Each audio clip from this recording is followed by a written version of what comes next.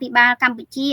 ខ្លាចការបណ្ដុំបណ្ដាលគំនិតស្នេហាជាតិដល់កូនខ្មែរចាហើយជាមួយគ្នានេះដែរយើងក៏មានវាគ្មិនកិត្តិយសចំនួន2រូបអញ្ជើញចូលរួមផងដែរចាគឺគាត់អញ្ជើញមកហើយគឺទី1គឺលោកអនចន្ទថនយុវជនកម្ពុជាដើម្បីសេរីភាពមកពីសាធារណរដ្ឋកូរ៉េខាងត្បូងចាសូមជម្រាបសួរបាទសូមជម្រាបសួរលក្ខណៈក៏ដូចជាជម្រាបសួរដល់បងប្អូនទាំងអស់គ្នាដែលកំពុងតាមដានទស្សនាកម្មវិធី live នៅក្នុង page របស់លោកប្រធានផងដែរបាទចាសុខសប្បាយជាទេបងប្រុសចាបាទសុខសប្បាយជាទេបាទចាអញ្ចឹងយើងឃើញវាគ្មិនកិត្តិយសយើងរូបទៀតអញ្ជើញមកហើយចាគឺលោកស្រីម៉ូរីបូរ៉ាក៏ជាយុវជនកម្ពុជាដើម្បីសេរីភាពមកពីជប៉ុនចាសូមជម្រាបសួរអធិស្ឋានបងស្រីអត់លើសំឡេងសូមអធិស្ឋានចានេះខ្ញុំសូមជម្រាបសួរអ្នកទាំងពីរក៏ដូចជាជម្រាបសួរបងប្អូនជនជាតិទាំងអស់គ្នាផងដែរចាជម្រាបសួរហើយសុខសប្បាយទេឃើញទឹកមុខស្រស់ស្រាយมันជាសុខអីទេទុកវាច្រើនជាងដោយសារតែប្រទេសជាតិយើងកំពុងតែមានបញ្ហាយើងមិនអាច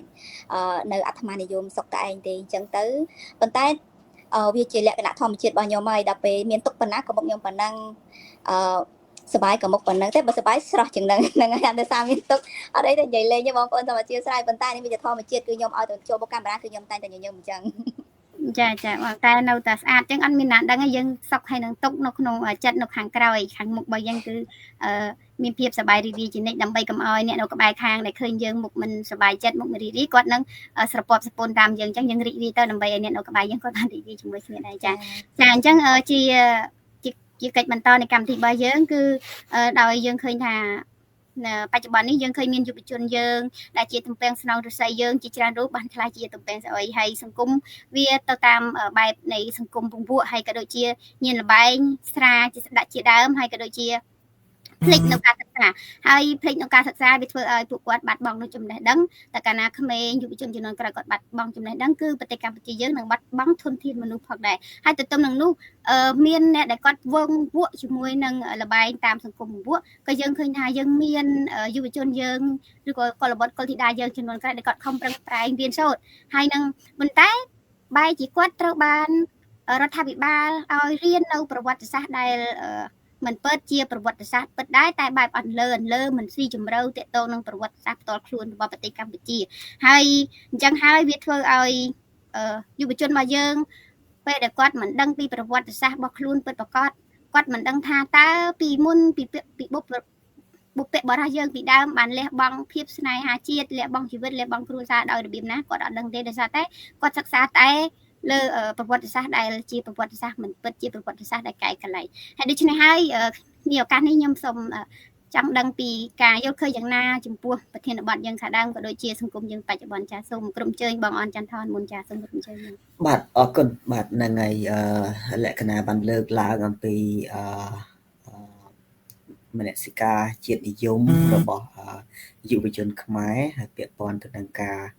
ញៀនស្រាញៀនលបែងជាដើមហ្នឹងហើយយើងឃើញហើយនៅក្នុងសង្គមយើងបច្ចុប្បន្នហើយខ្ញុំក៏បានឃើញពីម្សិលមិញនេះខ្ញុំឃើញវីដេអូមួយដែលគួរចាប់អារម្មណ៍ដែលលោកដុកទ័រម្នាក់គាត់និយាយអំពីបញ្ហាជំងឺក្រិនថ្លើមនៅក្នុងប្រទេសកម្ពុជាបាទហ្នឹងហើយពាក់ព័ន្ធនឹងគាត់និយាយអំពីទិន្នន័យនៃចំនួនប្រជាជនគឺនៅវៀតណាមជាប្រទេសជិតខាងយើងហ្នឹងគឺមានចំនួន99លានហើយថៃមានចំនួន72លានហើយខ្មែរមានចំនួន17លានបើយើងប្រៀបធៀបទៅគឺតិចជាងគេតិចយកតែមែនតែនហើយប៉ុន្តែចំនួនបរិមាណនៃការបរិភោគឬក៏ការទទួលទានស្រាហ្នឹងគឺមានច្រើនជាងប្រទេសទាំងពីរហ្នឹងទៅទៀតបាទមានច្រើនមែនតែនហើយជាលទ្ធផលជំងឺក្រិនថ្លើមនេះក៏កើតមានច្រើនជាងគេជាងឯងណាស់ដែរនៅក្នុងតំបន់អញ្ចឹងគឺកើតឡើងដោយសារតែការប្រមូលការញៀនស្រានេះឯងហើយការញៀនស្រានេះគឺមានន័យថាគាត់រវល់តែអំពីការផឹកស៊ីសុបាយអីអញ្ចឹងទៅគឺគាត់អត់បានគិតអំពីរឿងជាតិមាតុភូមិថាតើប្រទេសជាតិយើងនឹងដើរដល់កម្រិតណាហើយតើប្រទេសជិតខាងយើងនឹងគេធ្វើអ្វីខ្លះមកលើប្រទេសរបស់យើងតើប្រទេសជិតខាងនឹងគេធ្វើយ៉ាងម៉េចខ្លះចំពោះ ទិសដៅរបស់គេចំពោះអនាគតនៃប្រទេសរបស់យើងបែបណាហ្នឹងក៏ពួកគាត់អត់ខ្វល់ដែរអ្វីដែលគាត់ខ្វល់គឺខ្វល់តែពីការសប្បាយផឹកស៊ីអីចឹងទៅហើយបើយើងក៏លេខមើលទៅពីសម័យបុរាណកាលមកយើងឧទាហរណ៍សម័យអង្គរណាខ្ញុំក៏ឃើញជនបរទេសមួយគេនិយាយអំពីខ្មែរ Empire យើងហ្នឹងហើយសម័យនោះគឺយើងមិនមានផ្លូវមិនមានអីខ្វាត់ខ្វែងដូចឥឡូវនេះទេហើយនៅក្នុងសំណេរនៅក្នុងរបស់គាត់ហ្នឹងគាត់ថាគេយកផ្លូវទឹកហ្នឹងធ្វើជាផ្លូវណាមានន័យយកទឹកធ្វើជាផ្លូវណាដោយសារតែហើយផ្ទៃដីហ្នឹងគឺវាសម្បូរទៅដោយព្រៃឈើអញ្ចឹងទៅគេយកទឹកហ្នឹងធ្វើជាផ្លូវហើយបើយើងមើលអំពីទឹកចិត្តរបស់ប្រជាពលរដ្ឋខ្មែរនៅសម័យនោះយើងឃើញថាប្រសិនបើគាត់មានចរិតលក្ខណៈដូចជាយុវជនបច្ចុប្បន្ននេះយើងមិនមានមហានគរទេយើងអត់មានទេអញ្ចឹងពួកគាត់សម័យនោះគឺអង្អាចក្លាហានមែនតើសត្រូវឈ្លានពានពីទិសណាក៏ដោយគឺពួកគាត់ឆ្លើយតបទាន់ពេលវេលាហើយវាយសត្រូវទាំងអស់នោះឲ្យត្រឡប់ទៅវិញហើយការពារដែនដីបានយើងហៅថាជាដែនដីមហានគរហើយយើងឃើញបន្តមកទៀតយើងបានឃើញអំពីវីដេអូសម័យសម្ដេចសៀនុដែលសំទោសនៅក្នុងសម័យលន់នល់ដែលមានការឆ្លោះទាស់តែងគ្នាជាមួយនឹងប្រទេសវៀតណាមនៅក្នុងការបណ្ដេញយួនឲ្យចេញពីប្រទេសកម្ពុជារបស់យើងហ្នឹងយើងឃើញថាមានយុវជនជាច្រើនហើយយើងមានទាំងឃើញបានឃើញនៅវីដេអូរបស់គាត់ដែលសម្ភាសដោយជនបរទេសហ្នឹងគឺពួកគាត់ក្លាហានមែនតើគាត់ជាសិស្សគាត់ជានិស្សិតគាត់ជាអីទេជាកម្មករជាពលករទេប៉ុន្តែគាត់មានចិត្តក្លាហានមែនតើបូជាជីវិតបូជាសាច់ស្រស់ឈាមស្រស់ដើម្បីការពារនៅបរណភាពទឹកដីមានន័យថាបើយើងមើលអំពីភាពក្លាហានរបស់គាត់ហ្នឹងមិនចាញ់សត្វសមោចទេអញ្ចឹងសត្វសមោចមិនថាសត្វអ្វីទៅជន់សម្បុករបស់វាទេទោះបីជារូបកាយរបស់វាតូចប៉ុណ្ណាក៏ដោយគឺដាច់ខាតវាត្រូវតែឆ្លើយតបដោយការស្រោះគ្នាហើយទៅខំសត្វនឹងដើម្បីបង្អើលចេញពីកន្លែងរបស់វាអញ្ចឹងហើយបើយើងក៏លេខមកមើលសម័យបច្ចុប្បន្ននេះសួរថាតើយុវជនហ្នឹងមនសិការជាតិនិយមហ្នឹងគឺបាត់ទៅណាអស់ហើយអញ្ចឹងរូបភាពទី1ដែលខ្ញុំមើលឃើញអំពីការបាត់ហ្នឹងគឺវាបាត់ពីដោយសារតែខ្មែរក្រហមគេនៅក្នុងសម័យខ្មែរក្រហមហ្នឹងគឺគេបានសម្លាប់អ្នកដែលចេះដឹងអ្នកដែលមានន័យថាមនសិការជាតិនិយមអីផ្សេងហ្នឹងគឺគេសម្លាប់អស់ហើយគេធ្វើឲ្យមនុស្សខ្មែរហ្នឹងបាក់បបខ្លោចខ្លាចនៅក្នុងសង្គ្រាមនឹងឯងអញ្ចឹងមានន័យថាធ្វើឲ្យខ្មែរហ្នឹងបាក់បបខ្លោចខ្លាចអំណាចអ្នកដឹកនាំរហូតមកដល់បច្ចុប្បន្នហ្នឹងហើយជាពិសេសយើងឃើញថាយុវជនបច្ចុប្បន្ននេះគាត់ចេះគាត់ដឹងហើយគាត់ឃើញអំពីភាពអយុត្តិធម៌សង្គមឃើញអំពីបរទេសឈ្លានពានអីទឹកដីយើងជាដើមហ្នឹងប៉ុន្តែគាត់ព្យាយាមងើបឡើងដែរគាត់ព្យាយាមនិយាយដែរគាត់ព្យាយាមតតាំងដែរប៉ុន្តែគាត់មានសត្រូវ2ដែលរៀងគាត់ទី1គឺក្រុមគ្រួសាររបស់គាត់ដែលតែងតែព្យាយាមបន្តិចបង្អាក់នៅមនសិការជាតិនិយមរបស់គាត់ហើយទី2គឺរដ្ឋាភិបាលផ្ទាល់តែម្ដងជាអ្នកបន្តិចបង្អាក់ហើយជាអ្នកមិនត្រឹមតែប៉ុណ្ណោះគឺប្រើច្បាប់នៅក្នុងការទប់ស្កាត់យុវជនទាំងឡាយណាប្រជាពលរដ្ឋទាំងឡាយណាដែលមានចិត្តជាតិនិយមអញ្ចឹងយើងមើលទៅវាហាក់ដូចជាដើរផ្ទុយទៅនឹងការពិតនៅក្នុងនាមជារដ្ឋាភិបាលអញ្ចឹងក្នុងនាមជារដ្ឋាភិបាលមានតួនាទីនៅក្នុងការមើលថែប្រជាពលរដ្ឋរបស់ខ្លួនមើលថែប្រទេសជាតិរបស់ខ្លួនចាត់ទុកប្រទេសជាតិប្រៀបដូចជាផ្ទះប្រៀបដូចជាសម្បុករបស់ខ្លួនអញ្ចឹងប៉ុន្តែផ្ទុយទៅវិញរដ្ឋាភិបាលបែរជាការពារចោលហើយធ្វើទុកបុកម្នេញដល់អ្នកណាដែលចង់ការពារជាតិអានេះវាជារឿងផ្ទុយហើយយើងឃើញពាក់ព័ន្ធទៅនឹងការបណ្ដុះបណ្ដាលនៅផ្នែកគំនិតជាតិនិយមដោយលក្ខណៈគាត់និយាយមកមិញថារៀនប្រវត្តិសាស្ត្រដែរប៉ុន្តែរៀនរបៀបទីថាប្រវត្តិសាស្ត្រคล้ายៗណាអញ្ចឹងដើម្បីឲ្យមនុស្សនឹងកើតនៅគំនិតជាតិនិយមគឺទី1ត្រូវតែបង្រៀនអំពីប្រវត្តិសាស្ត្រពិតបើប្រវត្តិសាស្ត្ររបស់យើងអញ្ចឹងកាលណាមនុស្សដឹងអំពីប្រវត្តិសាស្ត្រមនុស្សដឹងថាអ្នកណាជាមិត្តអ្នកណាជាសត្រូវហើយមនុស្សចាប់ផ្ដើមចេះឈឺចាប់ចេះស្រឡាញ់ជាតិមាតុភូមិខ្លាចបាត់បង់ខ្លាចរងទុក្ខវេទនានៅពេលដែលបាត់បង់នៅប្រទេសជាតិរបស់ខ្លួនតួយ៉ាងយើងមើលដូចជាប្រទេសអ៊ីស្រាអែលនៅពេលដែលបាត់បង់ប្រទេសជាតិរបស់ខ្លួនហើយខ្លាយទៅជាអ្នករស់នៅក្នុងប្រទេសផ្សេងទៀតហើយត្រូវបានគេកាប់សម្លាប់នៅក្នុងរបបណាស៊ីនេះគឺជាការឈឺចាប់ដ៏ធំបំផុតដែលធ្វើឲ្យអ៊ីស្រាអែលក្រោកឈរឡើងហើយបង្កើតប្រទេសរបស់ខ្លួនឡើងវិញ ទី2គឺយើងមើលទៅលើជនជាតិ Rohingya ដែលបាត់បង់ទឹកដីនៅក្នុងនៅលើទឹកដីរបស់ខ្លួនឯងនៅប្រទេសមីយ៉ាន់ម៉ាហ្នឹងអញ្ចឹងថាតើគាត់មកដល់ពេលនេះតើគាត់វេទនាប៉ុណ្ណាណាជនជាតិ Rohingya និងមួយទៀតយើងមើលចម្ប៉ាដែលយើងហៅថាដែលអ្នកខ្លះរត់មកភៀសខ្លួនមកនៅប្រទេសកម្ពុជាយើងណាអញ្ចឹងថាតើគាត់ជឿចាស់ប៉ុណ្ណាដែលគាត់បាត់បង់ប្រទេសនិងកម្ពុជាក្រោមរស់នៅក្នុងសម្ពាធរបស់វៀតណាមហ្នឹងតើមានស្រួលទេហើយគេធ្វើទុកបុកម្នេញយើងប៉ុណ្ណាអញ្ចឹងតើតើយើងដឹងអំពីប្រវត្តិសាស្ត្រផ្សេងជាហោហែមកអានឹងទៅធ្វើឲ្យយើងហ្នឹងចាប់ផ្ដើមមានគំនិតជាតិនិយមប៉ុន្តែផ្ទុយទៅវិញខ្ញុំឃើញថារដ្ឋាភិបាលខ្មែរយើងគឺខ្លាចមែនតើហាក់ដូចជាគាត់កំពុងតែខ្លាចអស់អ្នកទាំងឡាយណាដែលមានគំនិតជាតិនិយមបាទហើយគាត់ព្យាយាមបង្វក់ព្យាយាមធ្វើឲ្យពលរដ្ឋនឹងសប្បាយនៅភ្លើតភ្លើននៅក្នុងអាការផឹកស្រាដែលយើងលើកឡើងពីខាងដើមណាបាទផឹកស្រាទៅលេងល្បែងទៅប្រើគ្រឿងញៀនអីចឹងទៅអាហ្នឹងគឺអត់អីទេប៉ុន្តែផ្ទុយទៅវិញអ្នកណាដែលមានគំនិតជាតិនិយមអីហ៊ាននិយាយអំពីភាពមិនប្រក្រតីរបស់រដ្ឋាភិបាលហ្នឹងគឺបែរត្រូវបានធ្វើទុកបុកម្នេញតាមគ្រប់រូបភាពទាំងអស់បាទអរគុណបាទខ្ញុំសូមប៉ុណ្្នឹងសិនបាទចាសូមអរគុណបងប្រុសចាអញ្ចឹងយើងឃើញថាការដែលបងរៀបរាប់ខាងដើមហ្នឹងគឺវាឆ្លុះបញ្ចាំងអំពីប្រព័ន្ធអប់រំ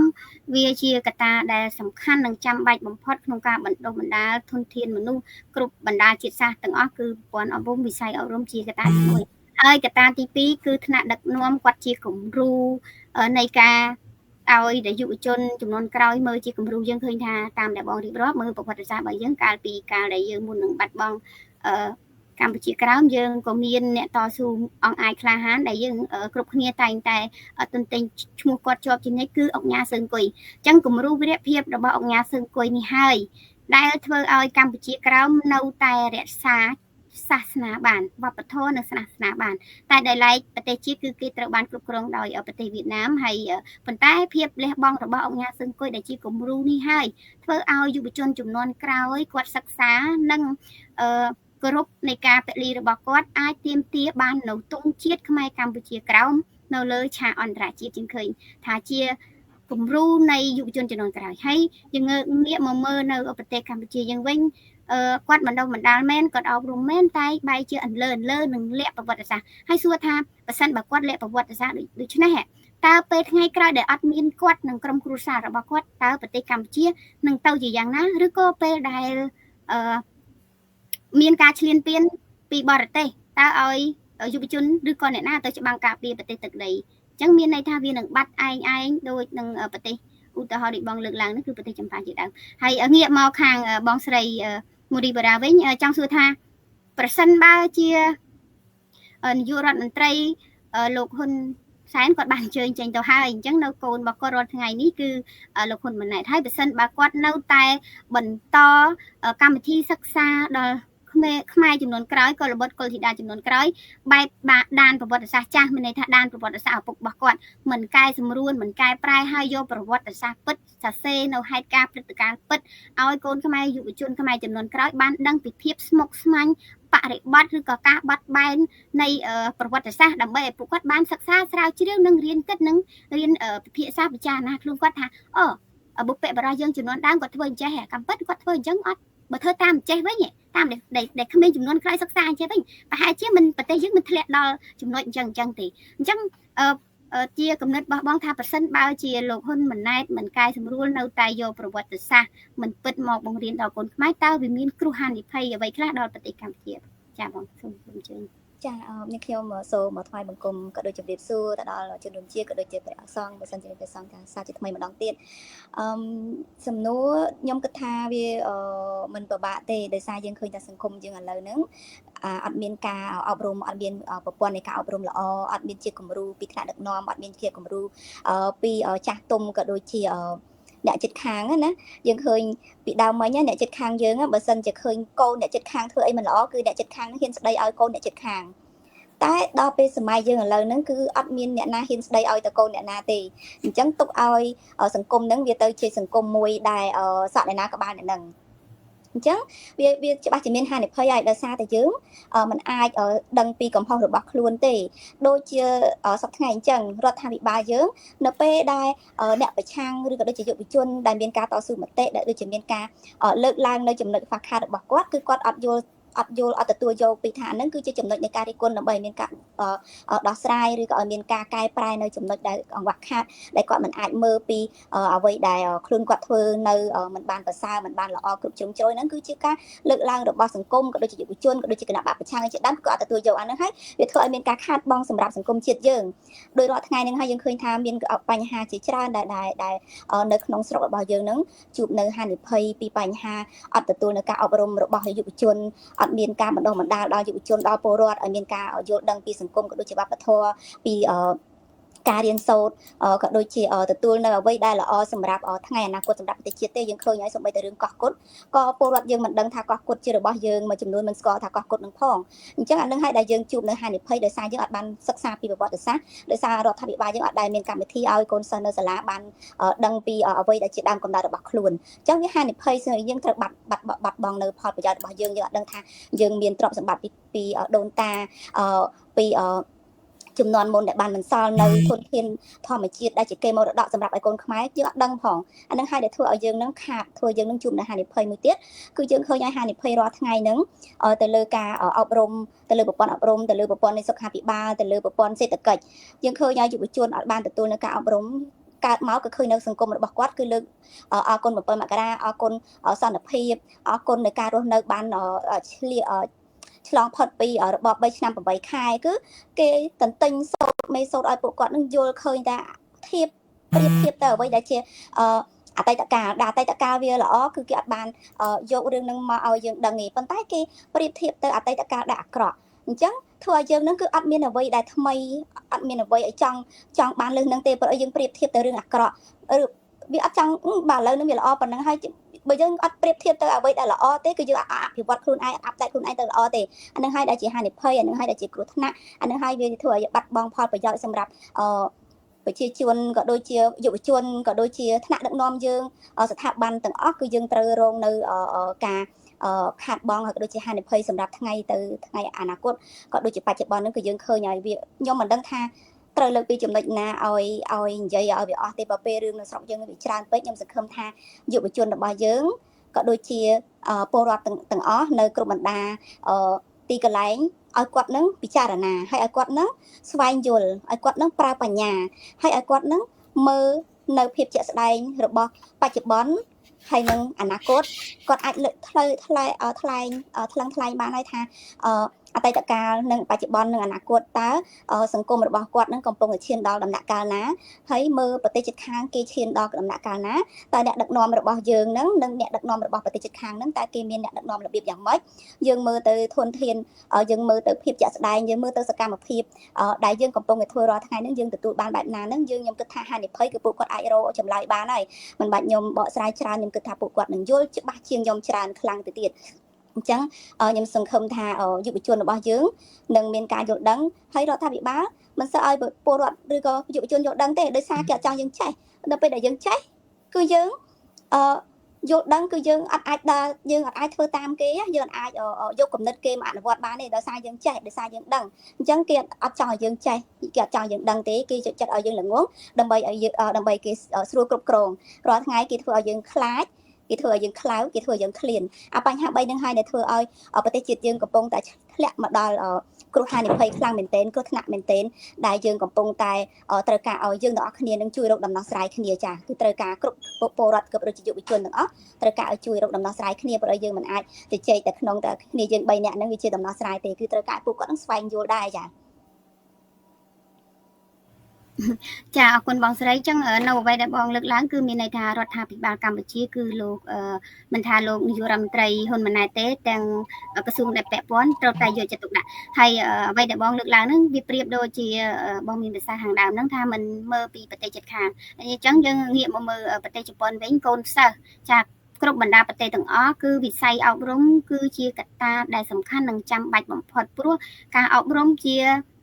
ការបណ្ដុះធនធានដ៏សំខាន់គឺធនធានមនុស្សនឹងឯងយើងឃើញថាប្រទេសជប៉ុនយកចិត្តទុកដាក់ នឹងវិស័យនេះខ្លាំងហើយ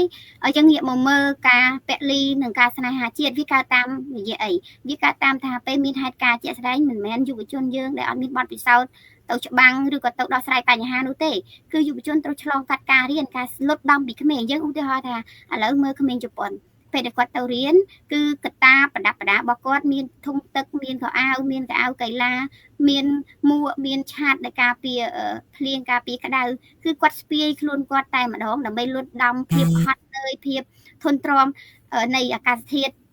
ហើយដើម្បីឲ្យរាងកាយរបស់គាត់ធន់នឹងសកម្មភាពរបស់នោះហើយជប៉ុនឲ្យក្មេងទាំងអស់នោះផ្សំការរស់នៅដោយខ្លួនឯងស្វ័យសិក្សាដោយខ្លួនឯងហើយរៀនលុតដំពង្រឹងខ្លួនឯងពីតូចឡើងទៅអញ្ចឹងពេលដែលគាត់ធំឡើងគាត់នឹងក្លាយជាធនធានមួយដ៏រឹងមាំដ៏ក្លាហានហើយគាត់នឹងទទួលបានបទពិសោធន៍ពីក្មេងមកអញ្ចឹងធំឡើងគាត់រឹងមាំគាត់នឹងដោះស្រាយបញ្ហាដោយខ្លួនឯងហើយយើងងាកមើលនៅប្រទេសកម្ពុជារបស់យើងវិញ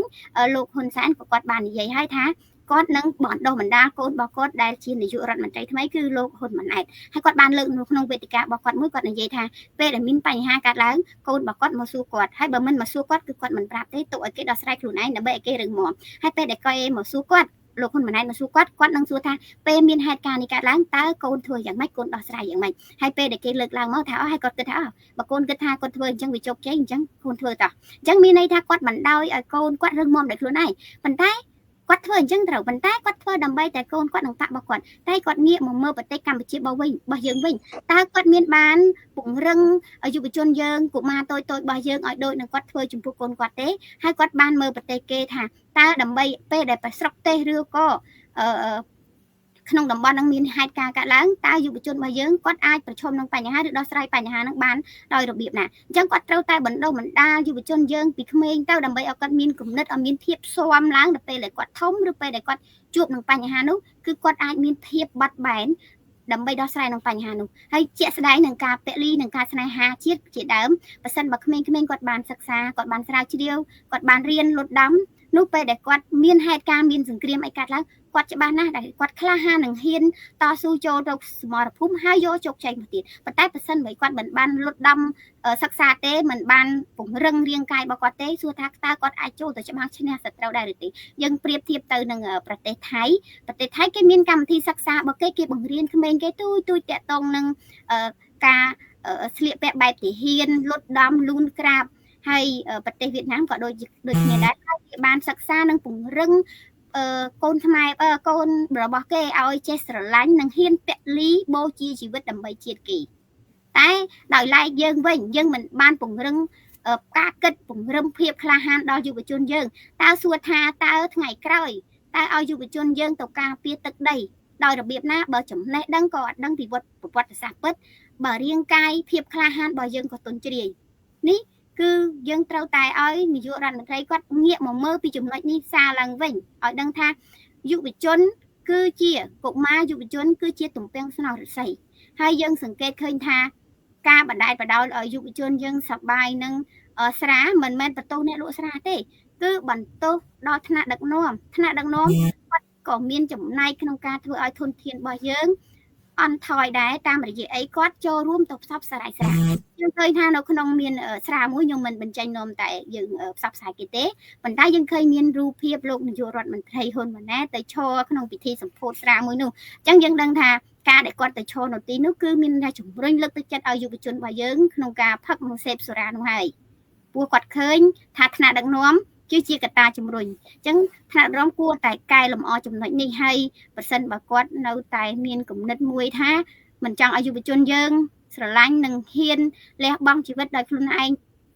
ចិត្តចេញពីចិត្តខ្លួនឯងអញ្ចឹងប្រទេសជាតិយើងនៅថ្ងៃខាងមុខបើសិនជាមានហានិភ័យកើតឡើងយុវជនយើងពិតណាស់ប្រកបណាស់បើទោះជាមានចិត្តចង់មែនប៉ុន្តែយើងទន់ល្វេល្វត់តើយើងឈានទៅច្បាំងនឹងគេយ៉ាងម៉េចកេះក្របយ៉ាងម៉េចបើយើងទន់ដៃទន់ជើងបាត់ទៅហើយនឹងចិត្តយើងចង់ប៉ុន្តែពេលទៅដល់សមរភូមិយើងអត់មានភាពក្លាហានទេអាហ្នឹងយើងសង្កេតឃើញថាអញ្ចឹងការបណ្ដុះបណ្ដាលវាសំខាន់មែនតើហើយយើងក៏លេខមកមើលទៀតថាហេតុអីបានយើងជិះថារដ្ឋាភិបាលមិនជំរុញមិនលើកទឹកចិត្តឲ្យយុវជនយើងស្នេហាជាតិដោយហេតុអីដោយហេតុថាពេលដែលយុវជនយើងស្នេហាជាតិត្រូវបានរដ្ឋាភិបាលរាំងខ្ទប់និងទប់ស្កាត់ករណីក្រុមលោកក្មេងៗដែលក្រុមមេដាធម្មជាតិ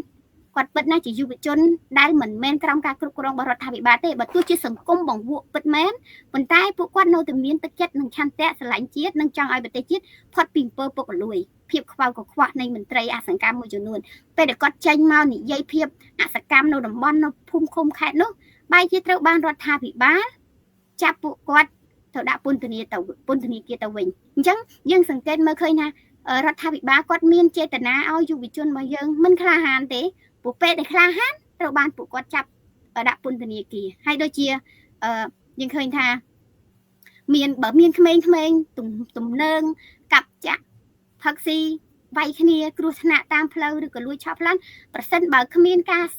ការបញ្ចេញមតិពីប្រជាពលរដ្ឋឲ្យផលផុសទេយើងឃើញថាសកម្មភាពនោះដូចជាมันមានសកម្មភាពក្នុងការចាប់ក្នុងការអនុវត្តច្បាប់ឲ្យបានត្រឹមត្រូវសោះអញ្ចឹងយើងក៏លេខឡាប់មកវិញថាទី1គឺប្រព័ន្ធអប់រំ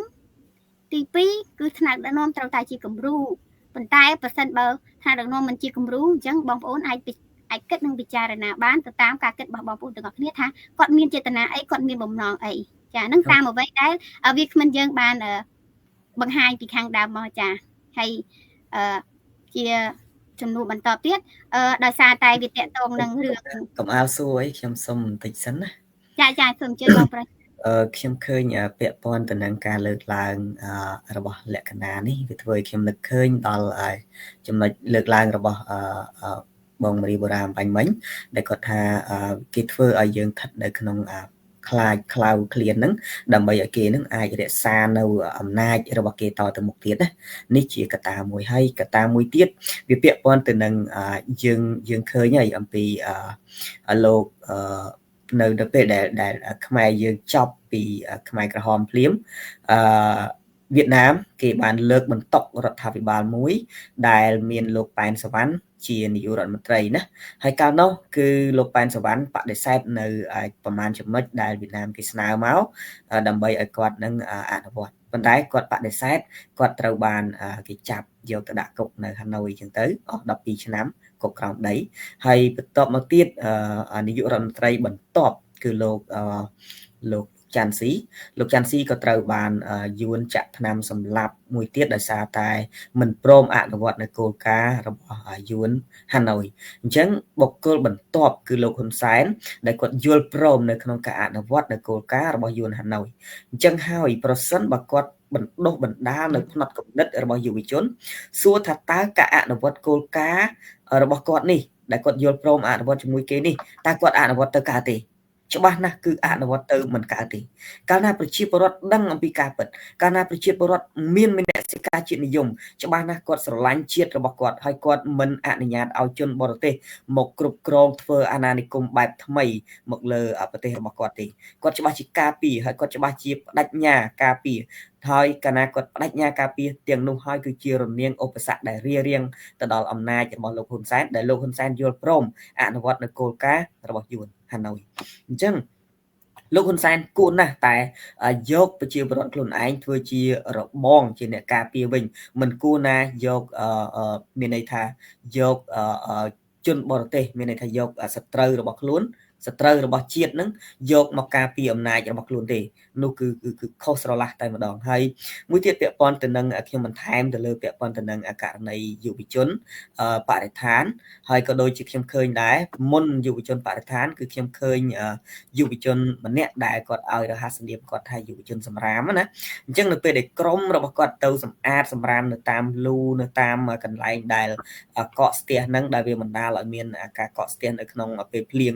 មកម្ដងម្កាលហ្នឹងណាដោយសារតែពលរដ្ឋខ្មែរហ្នឹងមិនមានការយល់ដឹងអំពីការចោលសម្រាមទេហើយមួយទៀតហ្នឹងរដ្ឋាភិបាលខ្លួនឯងហ្នឹងក៏កញ្ជើធ្លុះទៅទៀតបាទមានន័យថាមិនយកភ្នែកមើលប្រទេសជិតខាងដូចជាកូរ៉េជប៉ុនក៏ដោយហើយទៅដល់ប្រទេសផ្សេងទៀតដែលគេអ្នកមាននឹងក៏ដោយថាតើគេចោលសម្រាមបែបណាហើយចុះខ្លួនឯងហេតុអីបានជា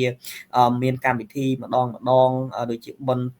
អុំទូកអីជាដើមហ្នឹងយើងឃើញហើយសម្រាប់មកគោនៅតាមមាត់ទន្លេហ្នឹងគឺប្រជាពលរដ្ឋទុកដាក់អត់មានរបៀបរៀបរយទេហេតុអីបានជារដ្ឋាភិបាលមិនមានវិធានការហើយដូចជាប្រជាពលរដ្ឋរស់នៅប្រចាំថ្ងៃក៏អញ្ចឹងដែរអត់មានវិធានការអីឲ្យច្បាស់លាស់ដើម្បីទប់ស្កាត់ការចោលសម្រាមពាសកាលហ្នឹងគឺអត់តលសោះអញ្ចឹងក្រមយុវជនសម្រាមដែលគាត់ទៅប្រមូលហ្នឹងអញ្ចឹងអាជ្ញាធរគេសួរថាតើពួកនឹងមកពីណា ក្រុមណាអីចឹងណាមិនឲ្យ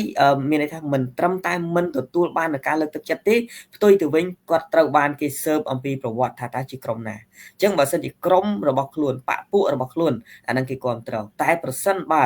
មិនមែនជាបកពួករបស់ខ្លួនទេទោះបីជាទង្វើនោះល្អដល់សង្គមហើយមានប្រយោជន៍ដល់សង្គមក៏ដោយគឺត្រូវបានហាមឃាត់អានេះវាផ្ទុយពីប្រទេសកូរ៉េខាងត្បូងប្រទេសនៅក្នុងកូរ៉េនេះខ្ញុំធ្លាប់ទទួលបាននៅបានសរសើរមួយហើយពេលនោះខ្ញុំមិនបានជួយដល់ជនជាតិគេទេប៉ុន្តែខ្ញុំបានជួយដល់ជនជាតិខ្មែរបាទជួយដល់ខ្មែរគ្នាយើងខ្ញុំទៅជួយរៀងរាល់ចុងសប្តាហ៍ខ្ញុំតែងតែធ្វើដំណើរទៅជាមួយនឹងលោកគ្រូម្នាក់ទៅជួយបកប្រែឲ្យខ្មែរមួយក្រុមដែលគាត់រៀននៅកន្លែងមួយឆ្ងាយហើយពេលនោះគេបានស្នើផ្ដល់ជាថវិកាដល់ខ្ញុំប៉ុន្តែគេឲ្យយើងធ្វើការ part time នៅចុងសប្តាហ៍ខ្ញុំថាខ្ញុំមិនទទួលទេដោយសារខ្ញុំសុខចិត្តធ្វើដោយស្ម័គ្រចិត្តហើយមូលហេតុអីដោយសារតែខ្ញុំមិនមានពេលគ្រប់គ្រាន់សម្រាប់ធ្វើការហ្នឹងទេអញ្ចឹងខ្ញុំសុខចិត្តធ្វើដោយស្ម័គ្រចិត្តវិញមានពេលប៉ុណ្ណាខ្ញុំធ្វើប៉ុណ្ណឹងដល់ពេលអញ្ចឹងគេឃើញអំពីអ្វីដែលយើងធ្វើហ្នឹងគឺគេផ្ដល់នៅបានសរសើរចុះហេតុអ្វីសួរថាតើយុវជនសម្រាប់គាត់ទទួលបានសរសើរពីរដ្ឋាភិបាលទេបងប្អូនជឿទេហើយដែលឮថាគាត់ទទួលបានទេចម្លើយគឺ0ក្រុមយុវជនមេដាធម្មជាតិគាត់ទទួលបានរង្វាន់គេហៅស្អី award ហ្នឹងខ្ញុំភ្លេចបាត់ហើយនៅខាងចុងមានពាក្យ award បើមានបងប្អូនណាចាំមកជួយប្រាប់ផងហើយអញ្ចឹងយើងឃើញថាពាក្យរង្វាន់នេះវាស្មើហើយប្រអប់ហែទៅនឹង Nobel ដែរណាប៉ុន្តែផ្ទុយទៅវិញសួរថាតើចុះរដ្ឋាភិបាលខ្លួនឯងនេះមានផ្ដល់អីជារង្វាន់ការលើកទឹកចិត្តដល់គាត់ទេអត់តតែសោះឲ្យផ្ទុយទៅវិញគឺផ្ដល់នៅខ្នោះច្រវាក់ទៅដល់យុវជនដែលស្រឡាញ់និងមានចិត្តការពារជាតិហើយបែរជាផ្ដល់អីគេផ្ដល់បានសរសើរផ្ដល់តំណែងទៅដល់អ្នកណាគេអ្នកបំផ្លាញអ្នកកាប់ព្រៃឈើហើយមិនត្រឹមតែប៉ុណ្ណោះទេថ្មីនេះខ្ញុំឃើញថាគេសរសើរអង្គការត្រីភិបនឹងគឺជាអ្នកផ្ដល់នៅគម្របមានន័យថាគម្របព្រៃឈើទៅដល់ដែនដីនៃប្រទេសកម្ពុជាណាបាទដោយដាំកស៊ូនោះប្រមាណហិកតានោះដើម្បីឲ្យវាមានគម្របព្រៃទៅលើដីអីចឹងទៅចុះអាការបំផ្លាញឡើងកើតវាលមិនក៏មិនរាប់ផងណាបាទអញ្ចឹងអានឹងដោយសារអីដោយសារតែបកពួកគេគ្នាគេនឹងបាទអរគុណហ្នឹងហើយបងហ្នឹងហើយសូមកាត់លោកចន្ទថនចាស់កាប់នៅខេត្តពោធិ៍សាត់ស្រុកវាវែងកាប់ឡើងវាលហើយលោកចន្ទថនមានភាសាថាទៅធ្វើចម្រោកនៅខេត្តនៅស្រុកណានៃណោះទៅរកកន្លែងកាប់ថ្មីហ្នឹងបាទសូមជួយបន្តទៀតចាស់ចាស់បាទអរគុណសូមចូលទៅប្រធានបទថ្មីចាស់អរគុណចាអញ្ចឹងខ្ញុំបន្តនៅកន្លែងបងចន្ទថនចោះដោយបងចន្ទថនលើកឡើងថាយើងឃើញមានកម្មវិធីម្ដងមានយុវជនយើងទៅរើសសម្រាមអញ្ចឹងមានន័យថាសម្រាមនោះនោះណាអ្នកចោលគឺប្រកាសណាថាប្រជាពលរដ្ឋខ្មែរដែលទៅអ្នកចោលហើយប្រជាពលរដ្ឋខ្មែរអ្នកចោលគឺភាគច្រើនអ្នកណាគឺជាមនុស្សពេញកម្លាំងដែលទៅដើរលេងមិនមែនជាកូនក្មេងមកខួប2ខួបទេអញ្ចឹងយើងត្រូវដឹងថាកន្លែងនេះជាទម្លាប់នៃប្រជាពលរដ្ឋខ្មែរយើងដែលរដ្ឋាភិបាលគាត់មិនបានអប់រំបណ្ដុះបណ្ដាលទាក់ទងពីការវេចខ្ចប់និងបោះចោលសម្រាមដល់ឲ្យមានរបៀបរបបរៀបរយទៅតាមប្រភេទសម្រាមរបស់វាតើសម្រាមស្អុយសម្រាមរលួយឬសម្រាមអាចដុតបានកំប៉ុងថង់ផ្លាស្ទិកតើត្រូវវេចខ្ចប់ដោយរបៀបណានេះជារដ្ឋាភិបាលមានតួនាទីអប់រំប្រជាពលរដ្ឋហើយអ្វីដែលអប់រំជាចម្បងគឺពីថ្នាក់បឋមសិក្សាមត្តេយ្យឡើងមកគឺទៅអប់រំពួកគាត់ហើយលើងឃើញថាកន្លែងដើរលេងគឺភាគច្រើនគឺជាមនុស្សធំអញ្ចឹងយើងក៏លេងមកមើលថាវាជាទម្លាប់បើសិនជាយើងមិនបានបណ្ដុះបណ្ដាលនិងបង្រៀនពួកគាត់ពីតូចមកទេយើងច្បាស់ណាស់ថាទម្លាប់របស់គាត់ដល់ធំគាត់នឹងធ្វើដោយពីតូចមិនដែរអញ្ចឹងយើងងាកមកការអប់រំតាក់ទងនឹងការស្នេហាជាតិឡើងវិញថាប្រសិនបើរដ្ឋាភិបាលមិនបានក្រានរំលឹកនិងបង្រៀនពីរបៀបនៃការស្នេហាជាតិឲ្យរបៀបណាទេតើឲ្យពួកគាត់ស្នេហាជាតិដោយរបៀបម៉េចបើគាត់មិនដែលរៀនសិក្សាអំពីការពលីជីវិតរបស់បុព្វបុរសរបស់យើងដូចជាអង្គញាសើអង្គុយអាចារ្យស្វាហើយនឹងយើងឃើញថានៅប្រទេសកម្ពុជាយើងមានភូមិមួយដែលងើបតស៊ូនៅសម័យបារាំងគឺ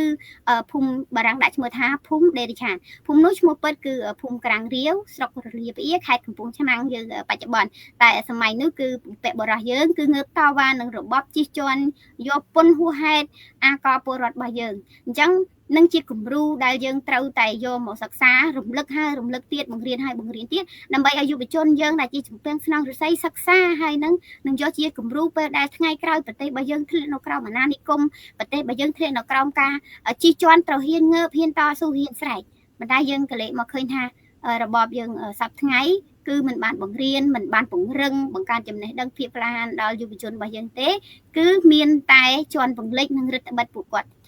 រឹតតែខ្លាំងឡើងអញ្ចឹងវាសបញ្ជាក់ឲ្យឃើញដោយបងចន្ទថនមានប្រសាសន៍ខាងដើមថារដ្ឋាភិបាលរបស់យើងគឺលើកបន្ទប់ដោយវៀតណាមហើយយើងដឹងថានៅឆ្នាំ1997គឺលោកហ៊ុនសែនបានធ្វើរដ្ឋប្រហារអញ្ចឹងរបបដែលគាត់កាន់ជំនាន់នោះគឺគាត់យកមកដោយខុសច្បាប់ទេប៉ុន្តែក្រោយមកដល់ឥឡូវនេះគាត់មកស្របច្បាប់ប៉ុន្តែដោយភាពអំណាចនៃភាពកាយសាហាវរបស់គាត់ដែលចេញមកពីឋានៈដឹកនាំរបស់ខ្មែរក្រហមហើយគាត់ចង់បានអំណាចចង់បានទូនាទីគាត់ធ្វើរដ្ឋប្រហារនៅឆ្នាំ1997យើងអាចទៅមើលប្រវត្តិសាស្ត្របានហើយមកមើលការដឹកនាំរបស់គាត់ទៀតរហូតតមកដល់គាត់ផ្ទេរអំណាចមកដល់លោកហ៊ុនម៉ាណែតទៀតក៏គាត់ផ្ទេរអំណាចបែបរបៀបផ្ដាច់ការដែរមិនមែនជាលទ្ធិប្រជាធិបតេយ្យតាមការបោះឆ្នោតឲ្យសមាជិកឬក៏យុវជនដែលមានសមត្ថភាពឈរឲ្យប្រជាពលរដ្ឋឈរបោះឆ្នោតទេគឺគាត់លើកបន្ទប់ទៅលោកហ៊ុនម៉ាណែតតែម្ដងហើយយើងឃើញថាពេលបន្ទាប់ពីលោកហ៊ុនម៉ាណែតឡើងកាន់ជានាយករដ្ឋមន្ត្រីតើមានបញ្ហាអីខ្លះនៅប្រទេសកម្ពុជារបស់យើងហើយកើននៃការរដ្ឋបិទសេរីភាពពលរដ្ឋអីខ្លះនេះដោយសារតែលោកហ៊ុនម៉ាណែតគាត់អាចបានឆ្លងកាត់អាចបានលុតដំនៃការសិក្សាភាពក្លាហានពីរបត់នៃភាពដឹកនាំអញ្ចឹងហើយពេលដែលគាត់ឡើងជាថ្នាក់ដឹកនាំគាត់ច្បាស់ណាស់ពិតជាមិនអាចប្រឈមនឹងដោះស្រាយនឹងបញ្ហាធំនៃប្រទេសទេហើយយើងឃើញថាលោកហ៊ុន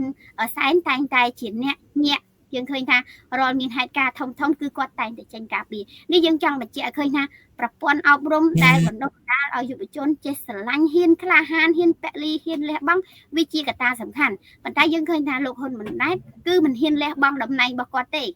គាត់មានតែចង់បាននេះហើយជាភាពខ្វះខាតការដឹកនាំរបស់លោកហ៊ុនសែនវាបានជះឥទ្ធិពលមិនត្រឹមតែជះឥទ្ធិពលដល់យុវជនជាកូនខ្មែររបស់យើងទេតែវាជាឥទ្ធិពលដល់កូនរបស់គាត់ទៀតពេលដែលកូនគាត់ខ្លាចជានាយករដ្ឋមន្ត្រីគាត់អត់មានសមត្ថភាពពេញលេញនិងក្លាហានហ៊ានចេញមកលះបង់ឬក៏ហ៊ានចេញមកដោះស្រាយមានន័យថាគាត់ជានាយករដ្ឋមន្ត្រីគាត់ត្រូវតែមានទួនាទីទំនួលខុសត្រូវចេញមកប្រឈមមុខនៅហេតុការណ៍នៅប្រទេសកម្ពុជាហើយពេលដែលចេញហេតុការណ៍ហ្នឹងមកទោះមានលទ្ធផលបែបណាក៏ដោយធ្លាក់ឬជាប់គាត់ត្រូវតែហ៊ានចេញមុខទទួលខុសត្រូវតែជាស្ដែងគឺអត់ទេគាត់នៅរួញអញ្ចឹងនេះចង់បញ្ជាក់ថាការដឹកនាំការអប់រំគឺវាជាកត្តាសំខាន់ហើយដល់ឃើញថាលោកហ៊ុនម៉ាណែតគាត់មានឪពុកគាត់ជាអតីតនាយករដ្ឋមន្ត្រីអញ្ចឹងគាត់នៅរក្សាតំណែងខ្លួនគាត់នៅបានដដែលអញ្ចឹងឪពុករបស់គាត់នៅការពាររបស់គាត់ប៉ុន្តែប្រសិនបើយុវជនម្នាក់នោះមិនមែនជាលោកហ៊ុនម៉ាណែតទេតែបានឡើងជានាយករដ្ឋមន្ត្រីពេលដែលគាត់គ្មានសមត្ថភាពក្នុងការដឹកនាំប្រទេសធ្វើឲ្យប្រទេសចលាចលដោយរបបដែលគាត់កាន់រយៈពេល1ឆ្នាំជាងនេះយើងឃើញថាគាត់ច្បាស់ណាស់នាយករដ្ឋមន្ត្រីម្នាក់នោះច្បាស់ណាស់គាត់ពិតជាត្រូវបានចាក់ចេញពីតំណែងមែនអត់បងប្អូនមែនអត់វាគ្មានរបស់យើងទាំងអស់គ្នាចា៎ខ្ញុំជឿអញ្ចឹងដែរខ្ញុំជឿអញ្ចឹងថាយើងមើលទៅសំបីតា cyber crime មានន័យថាការគំរាមជំរិតអនឡាញណាសំបីតារឿងប៉ុណ្្នឹងក៏ដោះស្រាយអត់ចេញផងហ្នឹងហើយឯណាទៅសមត្ថភាពរបស់គាត់ហើយយើងឃើញគាត់ទៅឡើងការអំណាចភ្លាមគាត់ទៅឡើងមកភ្លាមទទួលបានងារភ្លាមងារអីគេងារអីស្អីបណ្ឌិតអីគេចឹងទៅណាបន្ទាប់ពីបណ្ឌិតមិនបានប្រហែលថ្ងៃហ្នឹងឡើងជាសម្ដេចអីចឹងទៅណាហើយឡើងងាររហូតហើយសួរតែស្នាដៃមានស្នាដៃអីតទេស្អាតអត់មានតទេសោះបាទហើយបន្ទាប់មកទៀតយើងឃើញថាអាហ្នឹងយើង cyber crime ចុះរឿងគ្រឿងញៀនគាត់បង្ក្រាបបានអត់ទៀតបាទអត់មានតទេសោះខ្ញុំមិនឃើញអ្វីជាដុំកំភួនអ្វីជាដុំកំភួនវាអត់មានតែម្ដងណាវាអត់មានអ្វីតទេសោះវាស្មើនឹង0វាមានតែការបង្កនៅបញ្ហាបន្ថែមសម្រាប់ប្រទេសជាតិពេលដែលគាត់ឡើងមកកាន់អំណាចហ្នឹងហើយពាក់ព័ន្ធនឹងរឿងប្រាសាទតាមុនសំទោសពាក់ព័ន្ធទៅនឹងកោះកុដកោះអីដែលប្រជាពលរដ្ឋលើកឡើងឲ្យគាត់ប្តឹងតវ៉ាទៅកាន់តុលាការអន្តរជាតិហ្នឹងរៀងប្រជាពលរដ្ឋគម្រាមកំហែងតាមគ្រប់រូបភាពហើយសួរថាប្រជាពលរដ្ឋគាត់ធ្វើនឹងធ្វើដើម្បីអីធ្វើដើម្បីណាធ្វើដើម្បីប្រទេសជាតិហើយប្រទេសជាតិនឹងណាគេដែលរស់នៅក្នុងប្រទេសជាតិហ្នឹងតែគាត់រស់នៅក្នុងជាតិហ្នឹងដែរទៅហើយគាត់រស់ក្នុងប្រទេសហ្នឹងដែរទៅហើយចុះហេតុអីក៏គាត់រៀងដល់អ្នកទាំងឡាយណាដែលចង់ការពារជាតិណាហើយមិនត្រឹមតែមិនប្តឹងទីយើងឃើញរហូតមកដល់ពេលនេះគឺមានបញ្ហាប្រាសាទតាមុនតូចតាមុនធំប្រាសាទតាកបីទៀតមានបញ្ហាទៀតហើយយើងក៏លេខទៅមើលនាយករដ្ឋមន្ត្រីមានប្រតិកម្មអីនៅតទេស្អាតខ្ញុំទើបតែឃើញវីដេអូថ្ងៃនេះថាបើសិនជាថៃនឹងគេហ៊ានប្រើកម្លាំងតបកម្លាំងអីគាត់នឹងប្រើបកទៅវិញអីចឹងណាទើបតែឃើញថ្ងៃហ្នឹងហើយប្រហែលលើកមុននោះគូព្យាយាមការពារឲ្យឪពុកផងនាយករដ្ឋមន្ត្រីផងគេថាម៉េចគេថាគេ ចរចាជាមួយថៃនឹងជាង20ឆ្នាំទៅហើយម៉ែអាណាគាត់នឹងចរចាជាង20ឆ្នាំហើយចុះដំណើរការនៃការចរចានឹងវាដល់ណាមិនក៏មិននិយាយមិនក៏មិនប្រាប់ប្រជាពលរដ្ឋអត់ប្រាប់ទៅសោះចរចាតាំងពីគេមិនទាន់កាន់ទាំងស្រុងរហូតគេកាន់ទាំងស្រុងហើយរហូតមកបាត់តាមប្រាសាទតាមព្រំដែនទៀតអាហ្នឹងជាភាពខ្វះខាតជាភាពខ្វះចន្លោះរបស់រដ្ឋាភិបាលហើយដោយលក្ខណៈលើកឡើងមកមិញអញ្ចឹងថាប្រសិនបើមិនមែនគាត់ទេណាមិនមែនតកូលគាត់មិនមែនបពុគាត់ទេណានាយករដ្ឋមន្ត្រីនឹងបាត់ទៅយូរណាស់មកហើយមកគេដូរចេញបាត់ហើយប្រសិនបើប្រទេសរបស់យើងនឹងវាមានលទ្ធិប្រជាធិបតេយ្យពិតប្រាកដត្រឹមត្រូវណាប្រជាពលរដ្ឋមានអំណាចជាធំណានាយករដ្ឋមន្ត្រីតាមបែបស្រាលជាងចម្បើងដូចជាលោកហ៊ុនម៉ាណែតនេះមិនដឹងជាប៉ើងដល់ណាបាត់ទេបងប្អូនបាទហើយដូចជាលោកហ៊ុនសែនជាដើមនឹងមិនដឹងថាទៅដល់ណាបាត់ទេប៉ុន្តែអ្វីដែលគួរឲ្យស្ដាយនឹងគឺត្រង់ថាគាត់ប្រើគ្រប់រូបភាពទាំងអស់ដើម្បីក្រាញនៅអំណាចរបស់គាត់មិនថារណបយួនរណបចិនរណបថៃប៉ុណ្ណាទេធ្វើយ៉ាងណាក៏ដោយដើម្បីឲ្យទៅបានការពារអំណាចបាទហើយអំណាចនោះយើងដឹងហើយតាំងពីក្រមគ្រួសាររបស់គាត់នៅជាក្រីក្ររហូតកើតជាអង្គការមានដល់យន្តហោះជិះទៀតហើយដោយសារអីដោយសារតែអំណាចហ្នឹងហើយអញ្ចឹងហើយចំណុចនេះហើយដែលគាត់មិនចង់បាត់បង់អំណាចបាទអរគុណចាលោកចន្ទថនខ្ញុំហ្នឹងហើយខ្ញុំសុំតទៅកុំឲ្យសួរខ្ញុំទាន់ព្រោះអីខ្ញុំឃើញចិត្តដល់ម៉ោងហើយចាយើងនៅពេល10នាទីទៀតបាទចាបងចាចិត្តដល់ម៉ោងលោកចន្ទថនឃើញនាយករដ្ឋមន្ត្រីលោកហ៊ុនម៉ាណែតគាត់និយាយថាគាត់ឲ្យអ្នកក្រៅប្រទេសហ្នឹងត្រៀមកម្លាំងទៅប្រយុទ្ធទៅអញ្ចឹងណាអញ្ចឹងខ្ញុំចង់តបទៅគាត់វិញថាយើងអ្នកក្រៅប្រទេសយើងអត់បានទៅត្រៀមកម្លាំងឲ្យមានការធ្វើសង្គ្រាមឬក៏មានការប្រើកម្លាំងបាយតទល់ជាមួយប្រទេសជិតខាងទេគឺការទាមទាររបស់យើងដូចយើងតែងដើរលើកបដា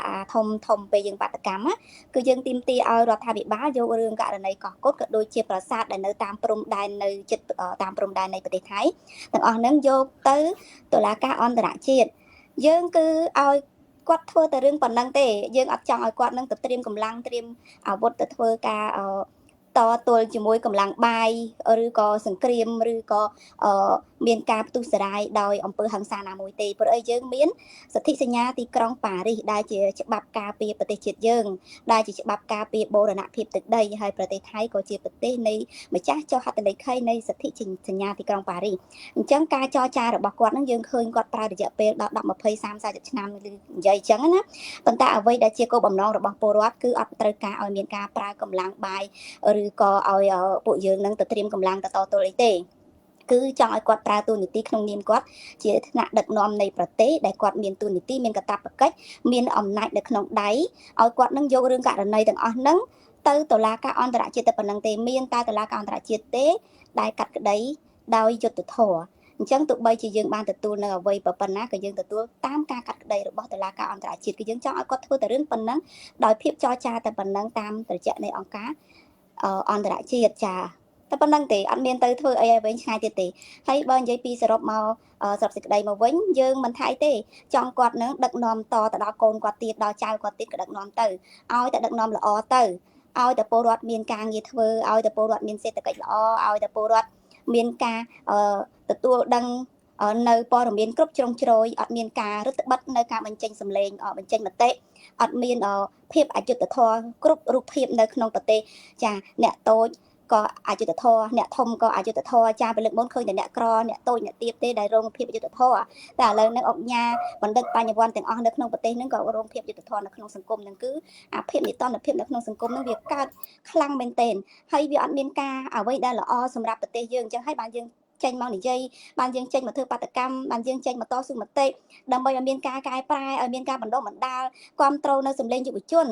ពេលណាសម្លេងយុវជននិយាយអីមិនបានហើយបើពេលគាត់ធ្វើជាគំរូយុវជននិយាយមកគាត់បាននិយាយតែល្អតែភាពអនុវត្តជាក់ស្ដែងគាត់បានលើកដំកើងទៅដល់យុវជនផងហ្នឹងពេលយុវជននិយាយអី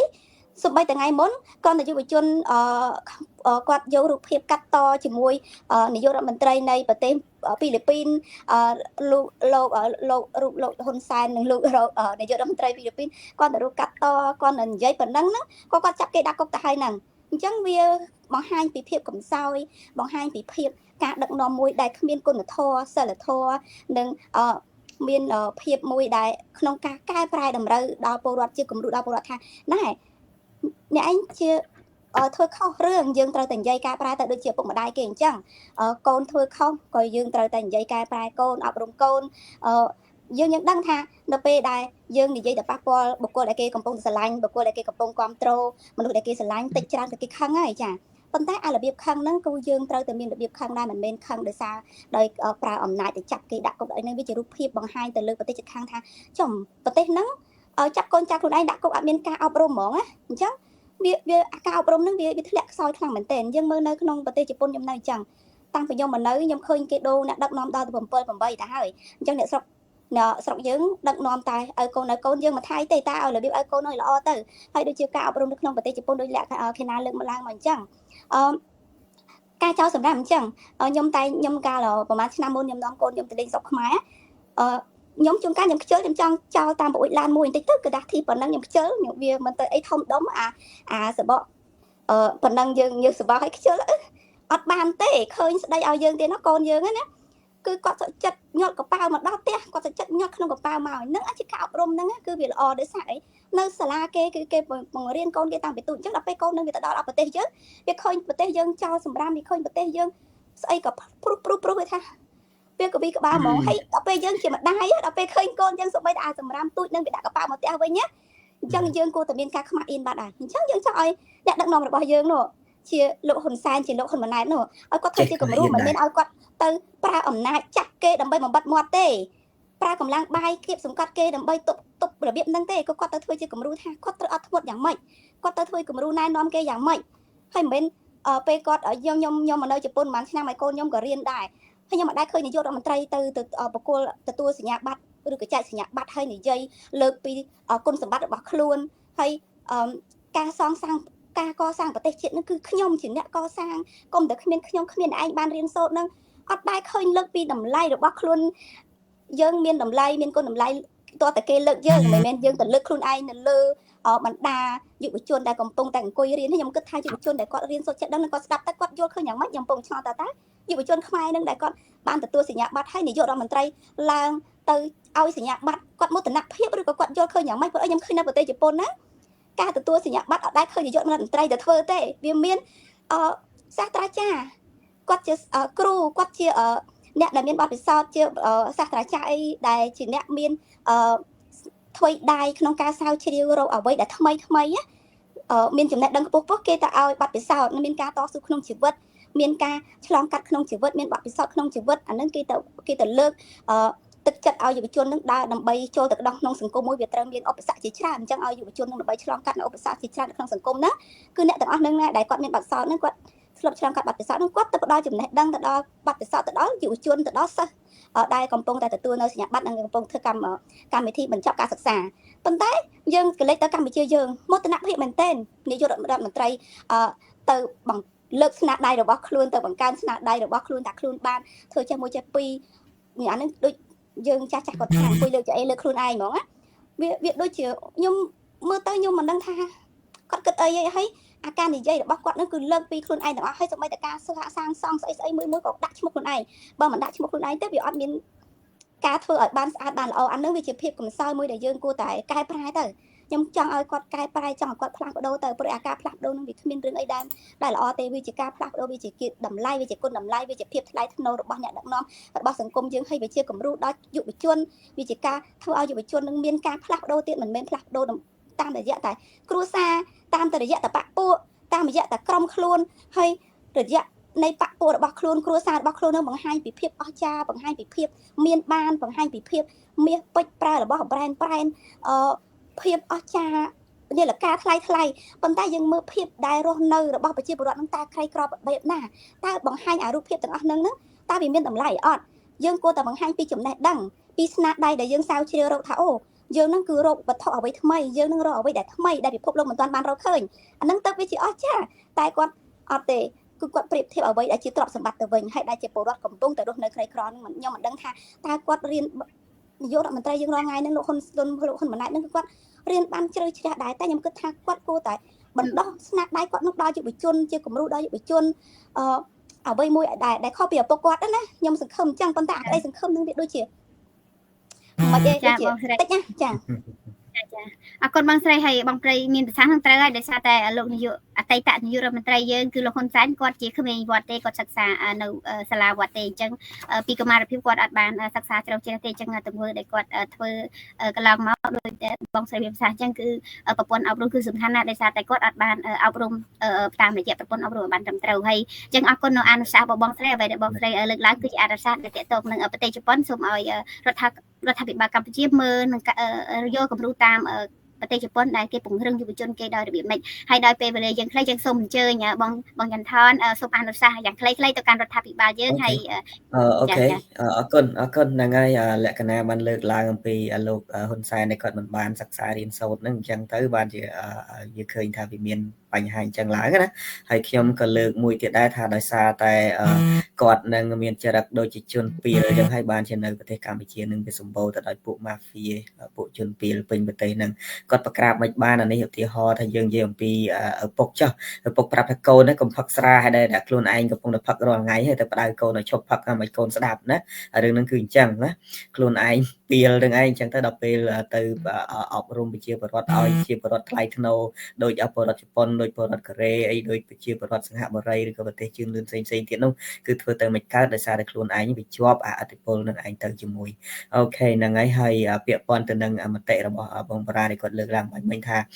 លោកនាយករដ្ឋមន្ត្រីនឹងគឺផ្ដាំថាឲ្យអ្នកក្រៅប្រទេសនឹងត្រៀមកម្លាំងទៅដើម្បីនឹងទៅទប់ទល់ទៅវាយអីចឹងណាអានេះវាបង្ហាញឲ្យអំពីការមិនទទួលខុសត្រូវរបស់គាត់ក្នុងនាមគាត់ជានាយករដ្ឋមន្ត្រីហើយពួកយើងទាំងអស់គ្នាតើយើងជានាយករដ្ឋមន្ត្រីមែនយើងអត់មែនផងហ្នឹងហើយមិនត្រឹមតែមិនចាត់ទុកយើងជា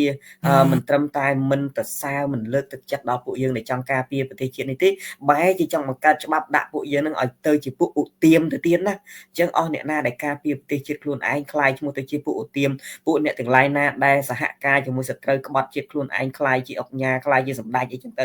ហើយបើនិយាយរាប់ពីសម្ដេចវិញលោកអើយរាប់ស្ទើរតែមិនអស់ហើយ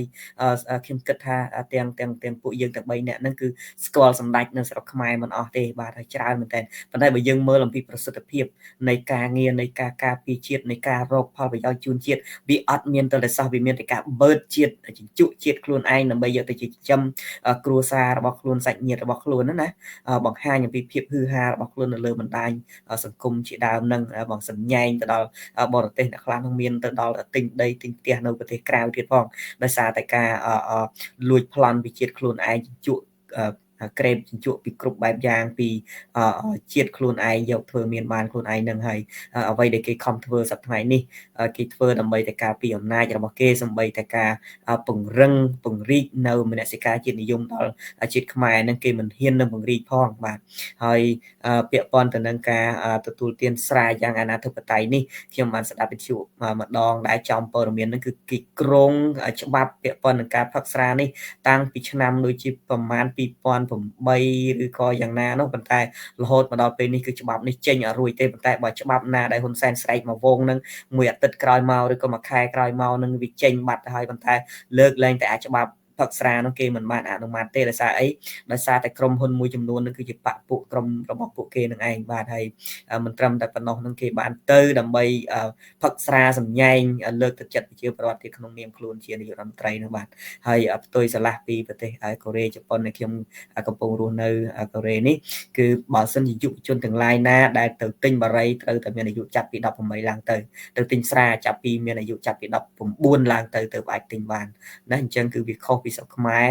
កូនក្មេងក៏អាចទិញផឹកបានដែរពីលាវ៉ាសែពេញនវាលអញ្ចឹងទៅហើយមូលហេតុនឹងគឺដោយសារតែមាននាយករដ្ឋមន្ត្រីបាទពីលាវ៉ាសែហ្នឹងឯងបាទអរគុណច្រើនហើយខ្ញុំសេចក្តីរំពឹងរបស់ខ្ញុំជាចុងក្រោយនេះមានតែយុវជនខ្លួនឯងស្វែងយល់ខ្លួនឯងហើយស្រាវជ្រាវខ្លួនឯងហើយប្រឹងប្រែងការពារជាតិដោយខ្លួនឯងហើយជាចុងក្រោយចុងក្រោយខ្ញុំតបទៅនឹងលោកហ៊ុនសែនដែលគាត់លើកឡើងថា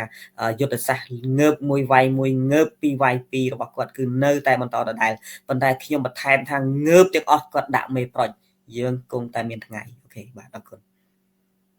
ចាសូមអរគុណវិក្កាមយើងទាំងពីរហើយអញ្ចឹងមានន័យថាវិក្កាមយើងផ្ដល់អនុសាសន៍ជូនរដ្ឋាភិបាលយើងថារដ្ឋាភិបាលគួរតែមិនគួរតែទេគឺត្រូវតែ កែប្រែឬក៏បន្ថែមប្រព័ន្ធអប់រំឲ្យយុវជនឬក៏របត់កុលធីតាខ្មែរយើងឲ្យបានសិក្សាពីប្រវត្តិសាស្ត្រពិតហើយប្រសិនបើជាឯកសារនោះវាបង្កើតទៅហើយសូមបន្ថែមឯកសារពីលើឲ្យគាត់សិក្សាពីប្រវត្តិសាស្ត្រភូមិសាស្ត្រឲ្យយុវជនរបស់យើងក៏របត់យើងស្គាល់ភូមិសាស្ត្រមានន័យថាទឹកដីយើងត្រឹមណាភូមិប្រមាណឃុំប្រមាណស្រុកប្រមាណខេត្តប្រមាណជាប់ព្រំបតលខាងលិចជាប់ខាងណាខាងកើតជាប់ខាងណីឲ្យគាត់ដឹងឲ្យច្បាស់ដើម្បីពេលដែលខាងគេឈ្លានពានដឹងថានេះជាដីរបស់ខ្ញុំតើនេះជាទឹកដីរបស់អញតើនេះឯងដណ្ដើមយកទៅអញ្ចឹងឲ្យគាត់ដឹងដើម្បីគាត់ដណ្ដើមយកមកវិញហើយសិក្សាអំពីប្រវត្តិសាស្ត្រថាតាំងពីឆ្នាំណាពេលណាវេលាណាហើយត្រូវបានគេកាត់ហើយឥឡូវនឹងកំឡុងពេលហ្នឹងកំពុងតែតវ៉ាកំពុងតែទាមទារហើយបើសិនបើអត់ឲ្យគាត់ដឹងពីប្រវត្តិសាស្ត្រនៃការទាមទារនៃការឆ្លោះគ្នាទេគាត់នឹងមិនបានត្រៀមខ្លួនដើម្បីខ្លាយជាទំពាំងស្នងឫស្សីស្នងនៃប្រទេសជាតិរបស់យើងឲ្យមានភាពរឹងមាំហើយបើប្រទេសជាតិមួយគ្រឹះខាងក្រោមវារលំវារលួយទៅហើយតើឲ្យទ្រទ្រង់ប្រទេសនឹងទៅមុខយ៉ាងម៉េចទៀតឬក៏ចង់ឲ្យប្រទេសកម្ពុជាយើងបាត់ឈ្មោះពីពិភពលោកខ្លាយជាចម្ប៉ាជាលើកទី2នេះជាអ្វីដែលពីគ្មានរបស់យើងចង់សរុបពណ៌នឹងនិយាយទៅកាន់រដ្ឋាភិបាលថាត្រូវតែកែប្រែហើយត្រូវតែពង្រឹងហើយតកតងមួយទៀតថាយុវជនដែលធំហើយដែលរដ្ឋាភិបាលមិនបានពើទេបងប្អូនគួរតែចូលរួមស្ដាប់មតិឲ្យបានច្រើនដើម្បីយកទៅវិភាគនិងពិចារណាពួកយើងឡើងមកក្នុងវេទិកានេះមិនមែនជំរុញឲ្យបងប្អូនជឿហើយនឹងរុញនឹងស្ដាប់រដ្ឋាភិបាលទេប៉ុន្តែយើងចង់ឲ្យរដ្ឋាភិបាលបើកចិត្តនិងស្ដាប់ពួកយើងនិយាយអំពីការបារម្ភនិងការខ្វល់ខ្វាយយើងជាមតិដែលមិនគ្រប់គ្រងរដ្ឋាភិបាលមិនមែនយើងមានសិទ្ធិទៅដឹកនាំរដ្ឋាភិបាលទេប៉ុន្តែយើងមានសិទ្ធិគឺរិះគន់រដ្ឋាភិបាលឲ្យរដ្ឋាភិបាលកែនោះហើយជាប្រទេសដែលមានលទ្ធិប្រជាធិបតេយ្យហើយយើងឃើញថាការអប់រំនេះវាសំខាន់ណាស់បងស្រីមានប្រសាសន៍មិញថាចាប់អ្នកណានោះអញ្ចឹងយើងដឹងថាប្រវត្តិសាស្ត្ររបស់លោកហ៊ុនសែនគឺគាត់អត់បានចូលសាលាទេហើយអញ្ចឹងហើយកាយវិការរបស់គាត់ស្មាតូចចាស់គាត់ដូចក្មេងពីលយើងដែរឮទេក្មេងពីលថាស្អីគាត់តែគេដើរកាត់មើលមុខក៏ហែងវាយគេដែរយើងអាសាឮអញ្ចឹងមែនទេអញ្ចឹងគាត់ដូចគ្នាគាត់តែគេចូលខមមិនថាអាសាញ់ដល់វេនជប់លៀង3យប់3ថ្ងៃគាត់ខឹងគេចាប់គេដាក់គុកអញ្ចឹងគាត់មេក្មេងពីលដែរហ្នឹងគាត់អប់រំគេថាកុំឲ្យពីលកុំឲ្យមានភូមិឃុំមានសុវត្ថិភាពតែបែរជាទង្វើរបស់គាត់វាសមបញ្ជាក់ថាគាត់ដូចក្មេងពីលដែរគាត់តែគេបញ្ចេញរិះគន់ប៉ុណ្ណឹងគាត់ខឹងក្តងក្តាំងចាប់គេដាក់គុកនោះបង្ហាញឲ្យពិភពលោកដឹងថាប្រទេសកម្ពុជាយើងគឺពិតជារដ្ឋបិទសិទ្ធិសេរីភាពប្រជាពលរដ្ឋក្នុងការបញ្ចេញមតិយោបល់គាត់កាន់តែធ្វើគាត់កាន់តែឲ្យរដ្ឋាភិបាលនៅក្រៅប្រទេសក៏ដូចជាជប៉ុនដូចជាអាមេរិកដែលជាលោកប្រជាធិបតេយ្យគេនឹងឃើញនឹងកត់ត្រារបស់យើងឥឡូវយើងឃើញថាអាមេរិកបានកត់ត្រាយើងទៅជាប្រទេសពណ៌អីពណ៌លឿងហើយអញ្ចឹងគេឲ្យយើងទុកពេលតវ៉ាដូចជាខ្ញុំចាំមិនច្បាស់ទេដូចជា1ខែឬក៏2ខែដើម្បីតវ៉ាឲ្យយើងចេញពីពណ៌លឿងតែបើយើងមិនតវ៉ាអាចថាធ្លាក់ទៅពណ៌ខៅឬក៏ពណ៌អីអញ្ចឹងទៀតទៅអញ្ចឹងស្នើទៅលោកនាយករដ្ឋមន្ត្រីក៏ដូចជាឪពុកលោកនាយករដ្ឋមន្ត្រីសូមមេត្តាពិនិត្យនិងស្ដាប់មតិប្រជាពលរដ្ឋផងហើយនឹងគិតគូរពីការអប់រំឲ្យប្រជាពលរដ្ឋឲ្យយុវជនរបស់យើងចេះយល់ដឹងពីប្រវត្តិសាស្ត្រពិតដឹងពីបុព្វបុរសដែលលះបង់ជីវិតស្នេហាជាតិពិតដើម្បីជាគំរូឲ្យពួកគាត់ថ្ងៃក្រោយគាត់នឹងលះបង់ពលីជីវិតពលីគ្រួសារដើម្បីប្រទេសជាតិយើងប្រជាជាតិកម្ពុជាយើងដែលជាប្រវត្តិសាស្ត្រមកគឺជាមហានគរដ៏រុងរឿងចាហើយដោយពេលវេលាយើងខ្លី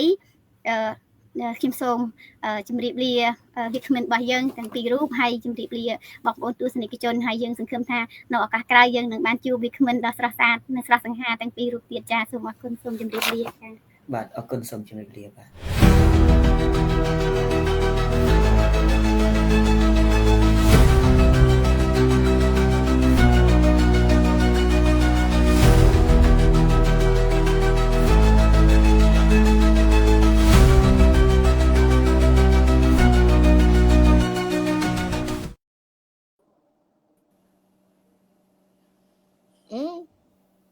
ខ្ញុំយ៉ាលក្ខណៈទៅបាត់មកsauពីនេះលក្ខណៈចេញបាត់ហើយលក្ខណៈទៅបាត់ទៅបានល្អមែនទេបានគាត់ថា stream យ៉ាតយើងអត់បងលុយពិបាកបញ្ជាតិចអាណែតក៏គាត់ចូលបញ្ជាកើតហើយអូនហេងនេះគេដកខ្លួនគេថារៀលរវល់តែមានពេលជួយអញ្ចឹងខ្ញុំនឹងប្រហែល2 3 អាទិត្យចប់រហូតម៉ោងប្រហែលម៉ោងនៅខាងនោះបងខ្ញុំអត់អីម៉ោងឥឡូវហ្នឹងម៉ោង 7:05 ហើយខ្វះ20ទៀត 7:05 ព្រឹកដល់ល្ងាច 5 ល្ងាចអូអូខេដែរមកជាហ្នឹងកូនឈឺដេកពេទ្យអត់សូវមានពេល live ទាំង page មនសការ page ឈឺអីបងគាត់សួតធ្ងន់ធ្ងររក្សាការពារសម្លេងខ្លាំងក៏មិនបានអីបានណាយ៉ាប់យ៉ែងនិយាយទៅ ជំងឺគាត់យើងការអាសន្នណាចឹងនិយាយចឹងយើងយ៉ាប់ប្រយ័ត្នគ្រប់ពេលហ្មងពេលអត់មិនទៅខាងបងប្អូនយើងទាំងកូរ៉េទាំងជប៉ុនមើលសុំឆ្លើយខាងកូរ៉េមុនមើលមិនទៅដូចជាច្រើនក្រុមណាឥឡូវញ៉ៃញ៉ៃដល់ហើយយ៉ាងម៉េចវិញដល់ក្រុមច្រើនអញ្ចឹងខ្ញុំដឹងទៅក្រុមណាមកក្រុមណាទៀតមកក្រុមច្រើនដែរមាន$23ហ្នឹងមកក្រុមអញ្ចឹងទៅប៉ុន្តែ$23ដូចជាមិនសូវជាស្រុកគ្នាទេមានក្រុមសមាគមហ្នឹងមកក្រុមទៅមានក្រុមសមាគមហ្នឹងហើយសមាគមមាន2ផងមានសមាគមមកវិបុលមួយទៅសមាគមរបស់ខាងចិន្តានោះមួយទៅប៉ុន្តែយើងធ្វើការជាមួយគ្នាទេទាំងអស់ហ្នឹងហើយខាងកម្លាំងជាតិនោះអញ្ចឹងសរុបទៅគឺធ្វើជាមួយគ្នាទេប៉ុន្តែមានតែក្រុមរបស់លោកសសុខេមនិងវ៉ានីទេគាត់ដូចជាអត់ចូលគេណាលោកជំរឿនបាត់ឡើយនៅ